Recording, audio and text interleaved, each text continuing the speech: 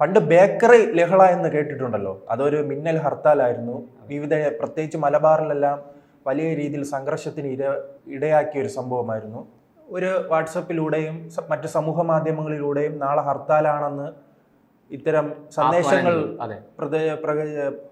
പ്രചരിപ്പിച്ച് ഹർത്താൽ നടത്തുകയാണ്. ഇപ്പോൾ അതുമായി ബന്ധപ്പെട്ട് കോടതിയുടെ ഒരു വിധി വന്നിട്ടുണ്ടല്ലോ. അങ്ങനെ അന്ന് ഹർത്താൽ നടത്തിയവരെയും ബേക്കറിയിൽ കയറിയവരെയെല്ലാം ഇപ്പോൾ കോടതി നോട്ടമിട്ടിട്ടുണ്ടല്ലേ? കോടതി ശരിക്കും പറഞ്ഞാൽ ഈ ബേക്കറി കലാപം നടത്തിയ ആൾക്കാരുടെ കൊങ്ങയ്ക്ക് പിടിച്ചിരിക്കുകയാണ് വളരെ കൃത്യമായിട്ട്. ഇത് പോപ്പുലർ ഫ്രണ്ടുകാരാണ്. അല്ല, കൊങ്ങയ്ക്ക് പിടിക്കാൻ ബാക്കിയുണ്ടോ? അല്ല, അത് കൊങ്ങയ്ക്കാണ് പിടിച്ചിരിക്കുന്നത്. അതിൻ്റെ വിശദാംശങ്ങൾ ഞാൻ പറയാം. വളരെ രസകരമാണ്.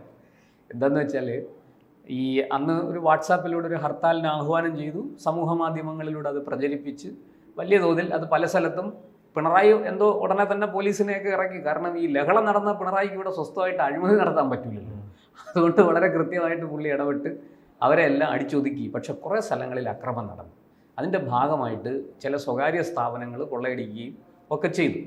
അവിടെ കയറി അക്രമം ഉണ്ടാക്കി. അത് ഓട്ടോറിക്ഷകൾ തല്ലി തകർത്ത്. ഏറ്റവും കൂടുതൽ അക്രമം നടത്തിയത് KSRTCക്ക് നേരെയാണ്. അപ്പോൾ KSRTC ബസ്സുകൾ ആക്രമിച്ചു, പലതിൻ്റെയും ചില്ലുകൾ എറിഞ്ഞുടച്ചു. എല്ലാവർക്കെതിരെയും കൃത്യമായിട്ട് കേസെടുത്തു. ഇത് സംഘടന നിരോധിച്ചെങ്കിലും പോപ്പുലർ ഫ്രണ്ടിനെ നിരോധിച്ചെങ്കിലും വളരെ കൃത്യമായിട്ട് ഈ വ്യക്തികളുടെ പേരിൽ കേസുകളുണ്ട്. അപ്പോൾ കൃത്യമായിട്ട് വ്യക്തികളാണ് കേസിൽ പ്രതിയായിരിക്കുന്നത്. ഇതിൻ്റെ നേതാക്കൾ ഉൾപ്പെടെ അന്ന് ഈ അക്രമം നടത്തിയ ആൾക്കാരെ CCTVയും മറ്റ് ദൃശ്യങ്ങളും ഒക്കെ ഉപയോഗിച്ച്, വീഡിയോ ദൃശ്യങ്ങളൊക്കെ ഉപയോഗിച്ച് പോലീസ് ഐഡൻറ്റിഫൈ ചെയ്യുകയും അങ്ങനെ പിടികൂടുകയും ചെയ്തു. ഒപ്പം സംഘടന നിരോധിക്കുകയും. അല്ല, അതിലെ മറ്റൊരു സംശയം, ഈ ബേക്കറിയിൽ കയറി 2 സമൂസ എടുത്തതെന്ന് പറഞ്ഞ ഈ 3 സമൂസ മാത്രമല്ല, മുട്ട പപ്സ്, കേക്കൊക്കെയാണ് അവന്മാരെ അടിച്ചോണ്ട് പോയത്. അതിന് ഇത്രയും 3 കോടി രൂപ വില. ഞാൻ അതാണ് പറയാൻ വന്നത്. ഇങ്ങനെയെല്ലാം അക്രമം നടത്തിയവന്മാർ ഇപ്പോൾ 3.94 കോടി രൂപ കെട്ടിവെക്കേണ്ട അവസ്ഥയിലാണ്. ഹൈക്കോടതി എന്തായാലും വളരെ കൃത്യമായിട്ട് നടപടിക്ക് ഉത്തരവിട്ടിട്ടുണ്ട്. ഇത് ക്ലെയിംസ് കമ്മീഷണറുടെ റിപ്പോർട്ടിൻ്റെ അടിസ്ഥാനത്തിലാണ് ഇവരുടെ സ്വത്ത് വിറ്റ്, സ്വകാര്യ സ്വത്തടക്കം വിറ്റ് ഈ തുക വസൂലാക്കാൻ ജസ്റ്റിസ് ഡോക്ടർ AK ജയശങ്കരൻ നമ്പ്യാരും ജസ്റ്റിസ് CP മുഹമ്മദ് നിയാസും ഉൾപ്പെട്ട ഡിവിഷൻ ബെഞ്ച് ഉത്തരവിട്ടിരിക്കുന്നത്. ഈ മിന്നൽ ഹർത്താൽ എന്നും പറഞ്ഞ് അക്രമം നടത്തിയാൽ ആരും അറിയത്തില്ലെന്നാണ് ഇവർ വിചാരിച്ചത്. എന്തായാലും അത് ഇപ്പോൾ പൊളിഞ്ഞു പാളീസായി. ആ സമയത്ത് തന്നെ രാഷ്ട്രീയ പ്രവർത്തകർ ഉൾപ്പെടെ പറഞ്ഞിരുന്നു, ഈ കുറച്ചും കൂടി ആ കലാപം രൂക്ഷമായെങ്കിൽ ഒരു വർഗീയ സംഘർഷത്തിലേക്ക്. അതെ, തീർച്ചയായിട്ടും അത് വലിയ വർഗീയ സംഘർഷത്തിലേക്ക് പോകുമായിരുന്നു. എന്തായാലും കേരള പോലീസ് മലപ്പുറത്തിലെ ചില മലബാറിൽ ചില കടകൾ കേന്ദ്രീകരിച്ച്, കാരണം പ്രത്യേകം കടകൾ നോട്ട് ചെയ്ത് തന്നെ അവർ ആക്രമിച്ചു. പക്ഷേ ഈ കടക്കാരെല്ലാം കൃത്യമായിട്ട് ഇപ്പൊ എല്ലാ കടകളിലും CCTV ഒക്കെ ഉണ്ടല്ലോ. അതുകൊണ്ട് എന്തായാലും വന്ന് കയറുന്നവൻ്റെ മുഖം കൃത്യമായിട്ട് കിട്ടും. അവരങ്ങനെയാണ് പരാതിയെല്ലാം കൊടുത്തത്. അപ്പോൾ സ്വകാര്യ അന്യായം ഉൾപ്പെടെയുണ്ട് ഇതിനകത്ത്. മൊത്തം 98 പരാതികളാണ് ക്ലെയിംസ് കമ്മീഷണറുടെ മുമ്പിൽ വന്നത്. അയാൾ പരിശോധിച്ചത്. അവർ പരിശോധിച്ചിട്ട് അതിൽ 60 പരാതികൾ KSRTCയുടേതായിരുന്നു. ബാക്കി 38 പരാതികളാണ് ഈ സ്വകാര്യ അന്യായങ്ങൾ. എന്തായാലും ഈ 3.94 കോടി രൂപ മൊത്തത്തിൽ ക്ലെയിം കൊടുക്കണമെന്ന് പറയുന്നത്, ഇവരുടെ കയ്യിൽ നിന്ന് ഈടാക്കണമെന്ന് പറഞ്ഞതിൽ 3.84 കോടി രൂപയും KSRTCയുടേതാണ്. അത്ര വലിയ നഷ്ടമാണ് ഇവർ KSRTCക്ക് ഉണ്ടാക്കിയത്. എന്തായാലും ഇപ്പോൾ ഇതിനെ സംബന്ധിച്ച് ഇവർക്ക് വേറെ വഴിയില്ല. കൃത്യമായിട്ട് ഇവരുടെ സ്വത്തുക്കൾ ഇവർ പണം അടച്ചില്ലെങ്കിൽ ഈ വരുന്ന 6-7 ദിവസത്തിനകത്ത്, ഒരുപാട് അധികം സമയമൊന്നും കൊടുത്തിട്ടില്ല, എത്രയും പെട്ടെന്ന് ഇവരുടെ ഏതാണ്ട് ഒരു 6 ആഴ്ച സമയമാണ് കൊടുത്തിരിക്കുന്നത്. നാം ഈ മുട്ട പപ്സിനെ കുറിച്ച് പറയുമ്പോഴും അന്ന് നടന്നത് ചിലതെല്ലാം ക്രൂര കാര്യമാണ്. കാരണം ഈ സമൂഹ മാധ്യമങ്ങളിലൂടെയാണ് അവർ ഈ നാളെ ഹർത്താൽ എന്ന് പ്രചരിപ്പിച്ചത്. പക്ഷേ ഈ സാധാരണക്കാരുണ്ടല്ലോ, ഈ ഓട്ടോ തൊഴിലാളികളും സാധാരണക്കാരും ഈ സമൂഹ മാധ്യമങ്ങളുമായിട്ട് ജീവിക്കുന്നവർ ഉൾപ്പെടെ, സമൂഹ മാധ്യമങ്ങളുമായിട്ടൊന്നും ബന്ധമില്ലാത്തവർ, അവർ രാവിലെ ജോലിക്ക് വന്ന് ചിലപ്പോൾ ഫോൺ ഉപയോഗിക്കുന്നത് ആരെങ്കിലും വിളിക്കാൻ മാത്രമായിരിക്കും. ഈ വീട്ടിലെ മക്കളെ വിളിക്കാനോ അമ്മയെ വിളിക്കാനോ ഭാര്യയെ വിളിക്കാനോ ആയിരിക്കും. പക്ഷെ അവരുൾപ്പെടെ പുറത്തിറങ്ങുമ്പോൾ, ഓട്ടോയുമായി ഇറങ്ങുമ്പോൾ ഒരു കൂട്ടം പോപ്പുലർ ഫണ്ടുകാർ ചാടി ഒഴുകുകയാണ്. ഇന്ന് ഹർത്താലാണ്, അറിയില്ല എന്ന് പറഞ്ഞുകൊണ്ട് ഈ അതെ, അങ്ങനെ വലിയ തോതിൽ. മാത്രമല്ല ഈ KSRTC ആൾക്കാർ കൂടുതലും പൊതുഗതാഗതത്തെ ആശ്രയിക്കുന്നവരാണ്. അപ്പോൾ സ്വകാര്യ ബസ്സുകളൊക്കെ ആണെങ്കിൽ പറഞ്ഞ പോലെ എങ്ങനെയെങ്കിലുമൊക്കെ അവന്മാർ ഒതുക്കിയിടും. KSRTCക്ക് അത് പറ്റില്ലല്ലോ. അവർ സർവീസുമായിട്ട് പുറത്തിറങ്ങിയപ്പോൾ തുരുതുര കല്ലേറാണ്. എത്ര ബസ്സിൻ്റെ ചില്ലാണ് തകർന്നത്. ഇതൊക്കെ ആരുടെ പണമാണ്? ഇത് നാട്ടിലെ പാവപ്പെട്ടവരുടെ പൈസയല്ലേ. അതിനെ ഒരു വിലയും കൽപ്പിക്കാതെ ഇത്തരത്തിൽ അക്രമം നടത്തുന്നവരെ തീർച്ചയായിട്ടും ഹൈക്കോടതി അവരുടെ കൊങ്ങയ്ക്ക് തന്നെ പിടിക്കണം. ഹൈക്കോടതി പിടിക്കുമ്പോഴും നാം കണ്ടിട്ടുണ്ട്, പോപ്പുലർ ഫണ്ടിന്റെ നിരോധനത്തിന് പിന്നാലെ പിണറായി മുഖ്യമന്ത്രി പറഞ്ഞത് ഈ നിങ്ങൾ പോപ്പുലർ ഫ്രണ്ടിനെ അങ്ങനെ വലിയ രീതിയിൽ വേട്ടയാടേണ്ട, ചിലപ്പോൾ ന്യൂനപക്ഷത്തെ അത് ബാധിക്കുമെന്ന രീതിയിൽ ആ പ്രസ്താവന തന്നെ ഇതിലും വരുമോ? ഇതിലിപ്പോൾ കോടതിയുടെ വിധിയല്ലേ, ഈ ഉത്തരവ് നടപ്പാക്കാതിരിക്കാൻ പറ്റത്തില്ല. അതിന് മുഖം തിരിഞ്ഞു നിന്ന് കോടതി ലക്ഷ്യത്തിന് മറുപടി പറയേണ്ടി വരും പിണറായി വിജയൻ. അതവിടെ നിൽക്കട്ടെ. ഈ പറഞ്ഞതുപോലെ പോപ്പുലർ ഫ്രണ്ടിനെ ഇങ്ങനെ വെള്ള പൂശാനും ഒന്ന് തലോടാനും ഒക്കെ പിണറായി ശ്രമിക്കുന്നത് എന്തുകൊണ്ടാണെന്ന് നമുക്ക് മനസ്സിലാവും. അത് അവരുടെ വോട്ടാണ്. അതെന്തായാലും പിണറായിക്ക് കിട്ടില്ലെന്ന് വ്യക്തമാണ്. അത് UDF കിട്ടിയത് നമ്മൾ കാണുകയും ചെയ്തു പാലക്കാട്.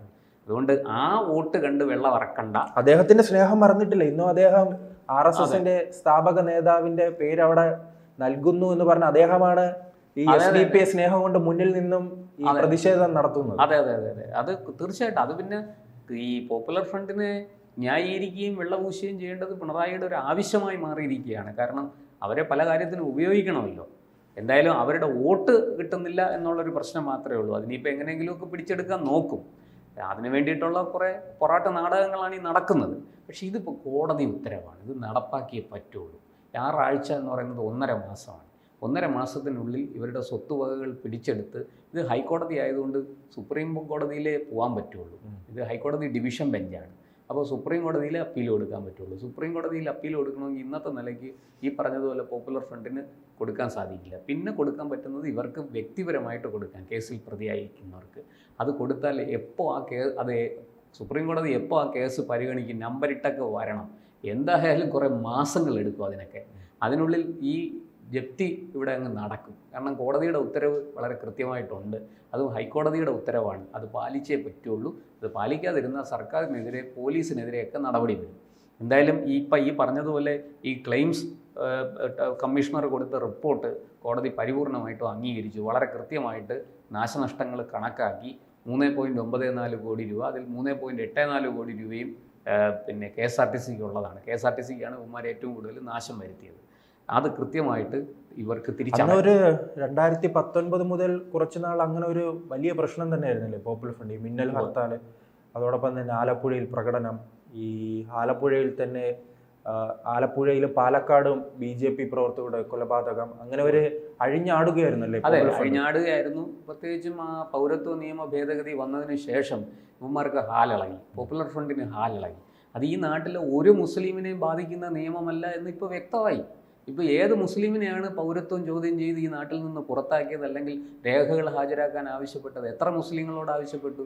ഒരാളിൻ്റെയെങ്കിലും പേര് പരസ്യമായിട്ടാണല്ലോ പാർലമെൻറ്റിൽ വെല്ലുവിളിച്ചത് അമിത്ഷാ. നിങ്ങൾക്ക് ഒരാളിൻ്റെയെങ്കിലും കാണിച്ചു തരാൻ പറ്റുമോ? അപ്പോൾ ഇതൊക്കെ മനഃപൂർവ്വം രാജ്യത്ത് കുഴപ്പങ്ങൾ ഉണ്ടാക്കാൻ വേണ്ടി, അതിൽ നിന്ന് മുതലെടുക്കാൻ വേണ്ടിയിട്ട്, ഞങ്ങളാണ് മുസ്ലിം സംരക്ഷകർ എന്ന് വരുത്തി തീർക്കാൻ വേണ്ടിയിട്ട് കളിക്കുന്ന നാടകങ്ങളാണ്. അതിൽ കുറേ പാവപ്പെട്ട ആൾക്കാർ, വലിയ അറിവും ബുദ്ധിയും വിവരവും ഒന്നും ഇല്ലാത്ത പാവപ്പെട്ടങ്ങൾ ഇതിനകത്തൊക്കെ പെട്ടുപോകും. അവർ പേടിച്ചു പോകും. അത് കുറച്ച് നാളൊക്കെ അവരെയൊക്കെ പറ്റിക്കുക. എല്ലാവരെയും എല്ലാ കാലത്തും പറ്റിക്കാനൊന്നും പറ്റില്ല. അത് പോപ്പുലർ ഫ്രണ്ട് മനസ്സിലാക്കിയാൽ നല്ലത്, പിണറായി വിജയനും മനസ്സിലാക്കിയാൽ നല്ലത്. എന്തായാലും ഇപ്പോൾ ഹൈക്കോടതി വളരെ നിലപാട്.